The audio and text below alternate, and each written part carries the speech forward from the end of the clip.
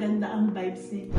Anong message ninyo? Dun, kasi ang daming magandang karanasan dito, happy experiences, dito lumaki mga anak natin. Yes. Anong message ninyo dun sa next owners nitong bahay na ito? Alam mo, sa totoo lang, magiging maswerte kasi ang vibration ng bahay is maganda. Palagay ko magiging happy sila sa bahay na to. Kasi maganda ang vibes nito eh. Dito rin kami sinuwerte. Kaya lang kailangan namin mag-downsize kasi kami na lang.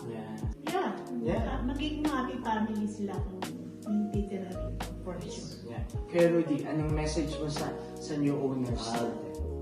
God bless sa kanila at maging masagana ang kanilang buhay dito sa pagtira dito sa bayan. Kasi ang bayan na to ay talagang sobra sa kaligayahan pagkakaroon